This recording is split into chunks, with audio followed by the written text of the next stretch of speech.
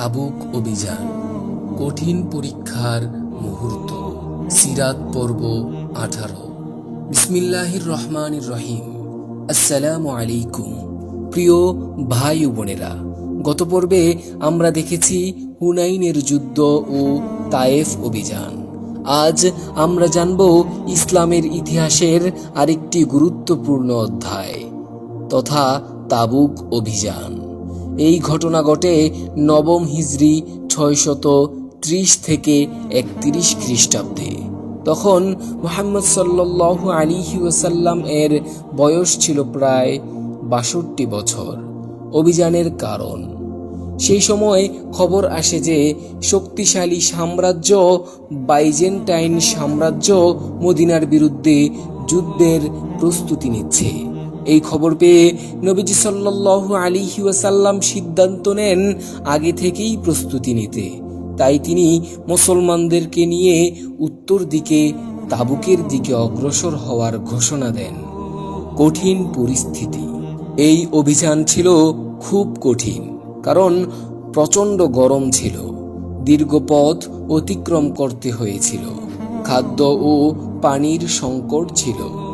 তাই এই অভিযানের আরেক নাম ছিল জাইশুল উসরা, অর্থাৎ কষ্টের বাহিনী। সাহাবীদের ত্যাগ। এই অভিযানের জন্য সাহাবীরা অসাধারণ ত্যাগ স্বীকার করেন। বিশেষভাবে উল্লেখযোগ্য উসমান ইবনে আফফান রাদিয়াল্লাহু তাআলা আনহু। তিনি প্রায় 300 উট ও বিপুল সম্পদ দান করেন। এছাড়া আবু বকর সিদ্দিক রাদিয়াল্লাহু তাআলা আনহু প্রায় নিজের সব সম্পত্তি দান করে দেন। আর উমর ইবনে খাত্তাব রাদিয়াল্লাহু তাআলা আনহু নিজের অর্ধেক সম্পদ দান করেন। মুনাফিকদের আচরণ। এই অভিযানের সময় কিছু মুনাফিক নানা অজুহাতে যুদ্ধে অংশ নেয়নি। তারা বলেছিল, এত গরমে যুদ্ধে যাওয়া সম্ভব নয়। কিন্তু কোরআনে আল্লাহ তাআলা বলেন, জাহান্নামের আগুন আরো বেশি গরম। তাবুকে পৌঁছানো। অবশেষে মুসলিম বাহিনী পৌঁছে যায় তাবুক এলাকায়, কিন্তু সেখানে কোনো যুদ্ধ হয়নি, কারণ শত্রুরা মুসলমানদের শক্তি দেখে পিছিয়ে যায়। ইসলামের প্রভাব বৃদ্ধি। তাবুক অভিযানের ফলে আরবের অনেক গোত্র বুঝতে পারে যে ইসলাম এখন শক্তিশালী। ফলে আশেপাশের অনেক গোত্র মুসলমানদের সাথে শান্তি চুক্তি করে।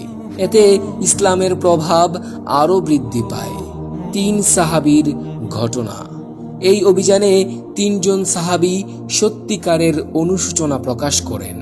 তারা হলেন কাব ইবনে মালিক রাদিয়াল্লাহু তাআলা আনহু, মুরারা ইবনে রাবি রাদিয়াল্লাহু তাআলা আনহু ও হিলাল ইবনে উমাইয়া রাদিয়াল্লাহু তাআলা আনহু। তাদের তওবা পরে আল্লাহ তাআলা কবুল করেন। তাবুক অভিযান আমাদের শেখায় কঠিন পরিস্থিতিতেও আল্লাহর পথে এগিয়ে যেতে হবে। সাহাবীদের ত্যাগ ছিল অসাধারণ।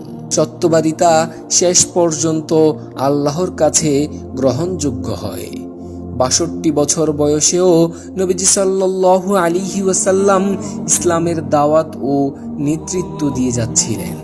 পরবর্তী পর্বে আমরা জানব নবীজি সাল্লাল্লাহু আলাইহি ওয়াসাল্লাম এর জীবনের শেষ দিনগুলো এবং তার ইন্তেকাল। আল্লাহ পাক রব্বুল আলামিন রাসূল সাল্লাল্লাহু আলাইহি ওয়াসাল্লাম এর জীবনীকে সঠিকভাবে জানার তৌফিক দান করুন। আমিন।